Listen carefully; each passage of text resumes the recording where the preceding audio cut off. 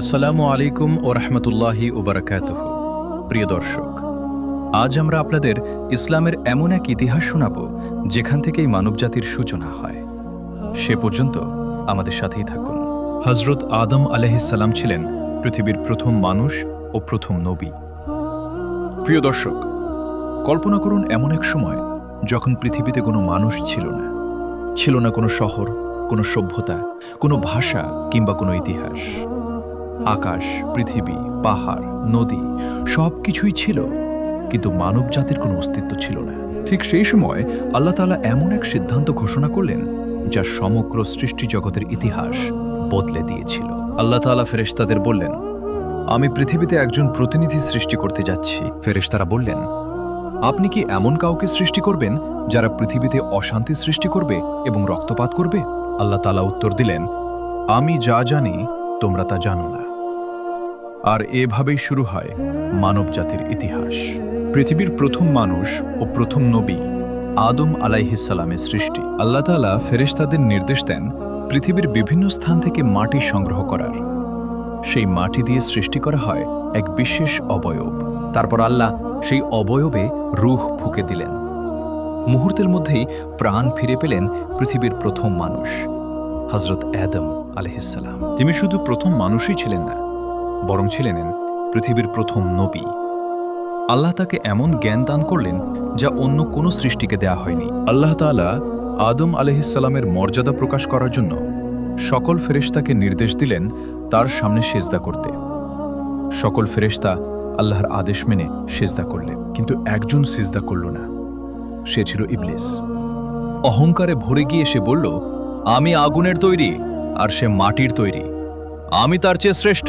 এই অহংকারের কারণেই ইবলিস আল্লাহর রহমত থেকে বিতাড়িত হল। সেই দিন থেকেই শুরু হয় মানুষের সঙ্গে শয়তানের চিরন্তন শত্রুতা। জান্নাতে জীবন।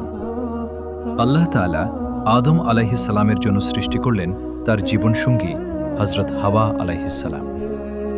তাদের জান্নাতে বসবাসের অনুমতি দেয়া হল। তারা জান্নাতের অফুরন্ত নিয়ামত ভোগ করছিলেন, কিন্তু আল্লাহ একটি নির্দেশ দিলেন, একটি নির্দিষ্ট গাছের কাছে যাওয়া যাবে না। এটাই ছিল তাদের প্রথম পরীক্ষা, শয়তানের প্রতারণা। ইবলিস মানুষের শত্রুতা ভুলে যায়নি। সে আদম আলাইহিসসালাম ও হাওয়া আলাইহিসসালামকে ধোঁকা দিতে শুরু করল। সে বলল, এই গাছের ফল খেলে তোমরা অমর হয়ে যাবে। ধীরে ধীরে তার কুমন্ত্রণায় তারা সেই নিষিদ্ধ গাছের ফল খেয়ে ফেললেন। আদম আলাইহিসসালাম ও হাওয়া আলাইহিসসালাম নিষিদ্ধ গাছের ফল খাওয়ার সঙ্গে সঙ্গেই তাদের লজ্জাস্থান প্রকাশ হয়ে যায় এবং তারা জান্নাতের পাতায় নিজেদের ঢাকতে শুরু করেন। আল্লাহ বলেন, আমি কি তোমাদের ওই গাছ থেকে নিষেধ করিনি আর বলিনি যে শয়তান তোমাদের প্রকাশ্য শত্রু?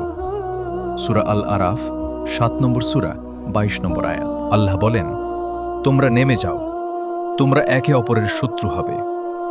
পৃথিবীতে তোমাদের জন্য নির্দিষ্ট সময় পর্যন্ত বাসস্থান ও জীবিকা রয়েছে।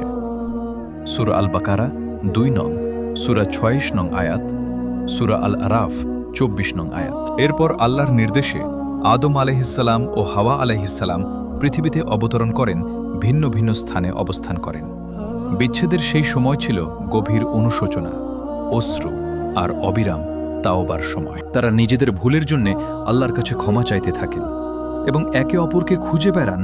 তারা শয়তানের ওপর দোষ চাপাননি, বরং নিজেদের অপরাধ স্বীকার করে দোয়া করেন। আল্লাহ আদম আলাইহিসসালামকে কিছু বাণী শিক্ষা দেন। তিনি সেই অনুযায়ী তাওবা করলে আল্লাহ তা গ্রহণ করেন। হে আমাদের রব, আমরা নিজেদের প্রতি জুলুম করেছি। আপনি যদি আমাদের ক্ষমা না করেন এবং দয়া না করেন, তবে অবশ্যই আমরা ক্ষতিগ্রস্তদের অন্তর্ভুক্ত হব। সূরা আল আরাফ ৭ নম্বর সূরা ২৩ নম্বর আয়াত। অতঃপর আল্লাহ তার তাওবা কবুল করলেন। নিশ্চয়ই তিনি তাওবা কবুলকারী, পরম দয়ালু। সূরা আল বাকারা ২ নং সূরা ২৬ নং আয়াত। এবং তারই ইচ্ছায় তাদের পুনর্মিলন ঘটান। ইসলামী ঐতিহ্যের অনেক বর্ণনায় বলা হয় তাদের সাক্ষাৎ হয়েছিল আরাফাতের ময়দানে। তবে কুরআন বা সহিহ হাদিসে কোথায় এবং কত বছর পর তাদের পুনর্মিলন হয়েছিল এই বিষয়ে নির্দিষ্ট কোনো তথ্য উল্লেখ নেই। তাই এই ব্যাপারে কোনো নির্দিষ্ট সংখ্যা নিশ্চিতভাবে বলা যায় না।